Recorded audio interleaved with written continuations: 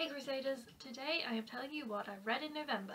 This month I read 3 fantasy books, 2 historical fictions, 1 romance, 1 non-fiction, and 1 weird Irish retelling story, and I went to see a play. First I just want to talk quickly about my excitement at all the new subscribers that have joined me, so thank you if you have subscribed to my channel. I was just so excited when I reached 50. That just felt so good, and you know, I really want to thank Bitten by a Radioactive Book for that, because he shouted out and it really made me so happy. So I will link his channel down below, and yes, let's get on to the wrap up. The first book that I read in November was Crown of Midnight by Sarah J Maas. This is the second in the Throne of Glass series. I think she's making quite a long series out of it. I know there are 3 out right now and prequel novellas, but this is the second one. I gave this book 3 stars. It wasn't that I didn't like it, because I did. This was really enjoyable and really fast to read. This is the only young adult novel that I read this month. I really liked the plot. Was, you know, decent. I liked the different elements that were coming into it. I liked where Selena's story was going, and more into the assassinations, but I think the problems I found it a bit predictable. I just didn't find it as impressive as I thought I would. I just don't think I share the same excitement and the same, like, oh my gosh, this is amazing, as everyone else does with this series. And I think one thing that just annoyed me was how conveniently everyone always seems to be watching things. Like how conveniently Dorian sees Selena with Carl, and then how conveniently Cal sees Selena with Dorian, and how they're always getting annoyed about that. And also, I think I just don't like it when people keep secrets, and I don't like it when secrets are a big part of the plot. It just frustrates me. I'm just like, just tell them no, so that, you know. But it was still good, and I'm still going to carry on at some point, because I still want to read Hour of Fire and see where it goes, because there were some really big moments in here, and you know, it's fun. The second book I read was The Miniaturist by Jessie Burton, and I've done a review of this, so if you click right now it will take you to the review. Really enjoyed this, 5 stars.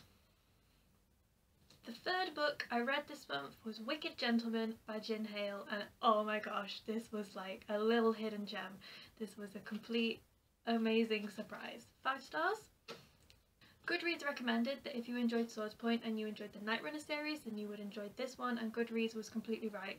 Goodreads, thank you for finding me this book. When I started reading this book, I realised that it had been a while since I'd read a book in the first person, and I really enjoyed the first person narration again. I really just felt connected to Bellamy straight away, and first person was written so well in this book, because sometimes it annoys me, I prefer third person, but this first person was good. In my haul I read the back of this book to say what it was about, so if you want to see, like, if you want to hear the blurb, then click. But basically it's about demons, prodigals, you know, there's murders that have happened, and a captain of the Royal Inquisition needs the help of a demon descendant to solve these murders, and there's other things that are going on, and it's all about the underworld, and it's kind of very steampunk-esque, and it's really good. Bellamy is lovely. He's a troubled addict with a really horrendous, torturous past, and you know, he's not good, but he's the type of guy which you just love. Anyway, the interaction between the 2 characters in here is lovely. The build-up is amazing. New OTP, maybe. I can't quite push Alec and Richard to the side, but these guys are pretty awesome too. And there's a change in the second part from a first person to a third person narration, and that sounds like it would be a disastrous thing to do, but it works really well because it's in a kind of 2-book format. So the first part is Bellamy's point of view in the second part is Captain Harper's. Kind of felt like watching TV episodes of a linking series.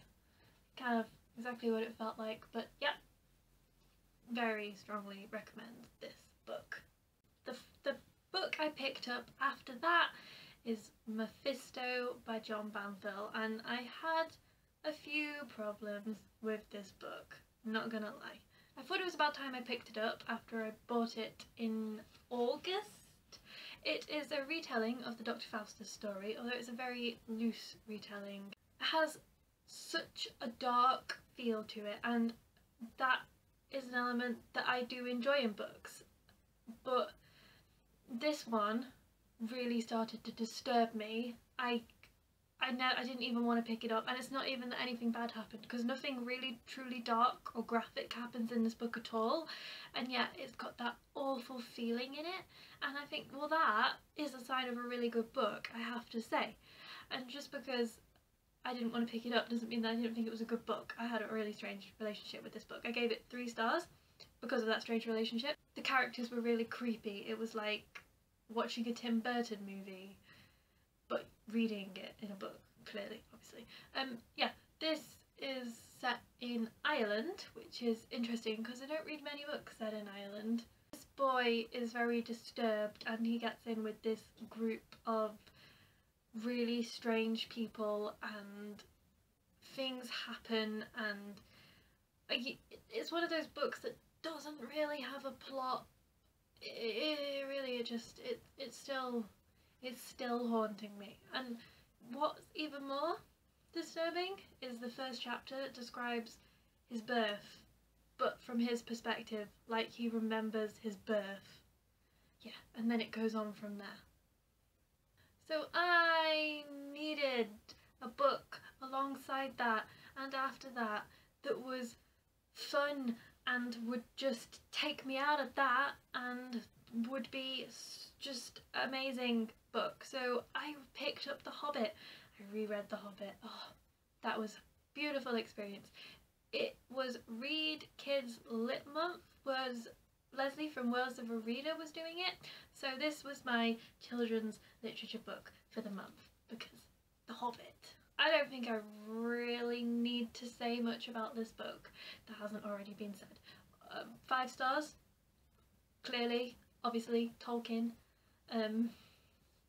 Need to read The Lord of the Rings as soon as I can. I think this is the perfect bedtime read. It feels like a bedtime story, doesn't it? Each chapter feels like a different part of the story that you're being told. It's so gorgeous.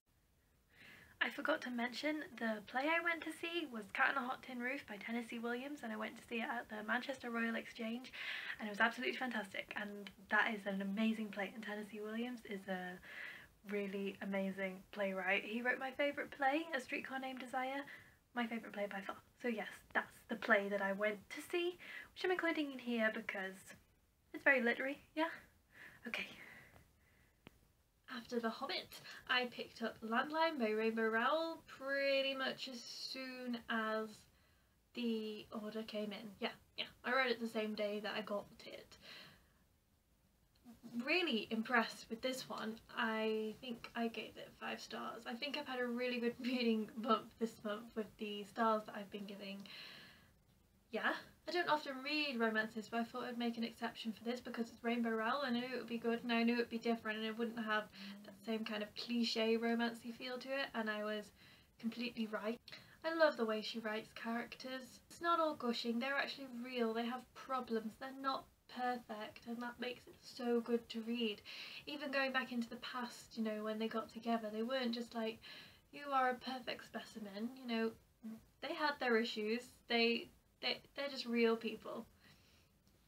And it's so funny as well, and what I love especially is that she references real life things, like the fact that people say literally all the time, and various shows and obsessions people have. I do also love the breakdown in the typical way that gender is represented, because it's the husband who stays at home with the children and the wife who's working too much and is creating problems.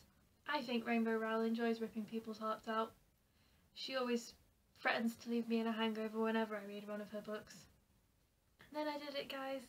I read The Luminaries. I was lent this by a friend, so that was great really, because it meant I just read it, you know? I didn't just think, okay, I'll get to you eventually, put it on your shelf. No, just read it straight away. Didn't regret a single moment of it. This book, you have bought this book and have it sitting on your shelf like I've seen a lot of people do, and you haven't read it. You just need to just do it. Just dive into it and just don't regret it. It's a big book. It looks intimidating, but it's not. It's actually very accessible and readable. This book won the Man Booker Prize in 2013, so that is another book that can now be added to that massive video list of man bookerness. This story is so engrossing. You just see it tangling together with everyone in it and all the characters coming together and all this massive mystery and story that interweaves. It's very intricate and it is very fun to try and work out and follow. Set in 1866 in New Zealand on the gold mines, Walter Moody arrives in this group of men talking in this room about, you know, a wealthy man has vanished, a whore has tried to kill herself, and there's this just massive mystery that unravels. And you wouldn't want it a page shorter. Really been doing well on historical fiction and fantasy this month. I think it's because the nights have been very dark. They've just been like the perfect thing to read. And then right at the end there, in the last 2 days of November, I slipped in Gin, Glorious Gin by Olivia Williams. I won this book in a Goodreads giveaway, so thank you, Headline. I will be doing a review of this very soon and putting it up, so if I remember I will link it here. But I can tell you now that I gave this 5 stars. Again, such a good reading month. This is a non-fiction. It's a history of London through gin, and it's just amazing, and I'll talk more about that in the review that I do hopefully soon. As far as my December TBR goes, I've got plans to read My True Love Gave to Me, this collection of 12 winter romances, because it's Christmas, 'tis the season and all that. And let's look at my little TBR piggy for another one. Yeah, I've just made my TBR piggy. If you're interested, this is one of those paint your own piggyback deals, but I really loved it plain, so I never painted it. I'm strange. Okay. And oh, the winner is Midnight's Children by Salman Rushdie. Oof, well, there's a commitment right now. Okay then, so that is this book. This won the Man Booker Prize. It is, I don't really know a lot about it. I talked about it just in my haul, but yeah, it's here, 600 pages of it, so that's a great book to pull out the TBR pig.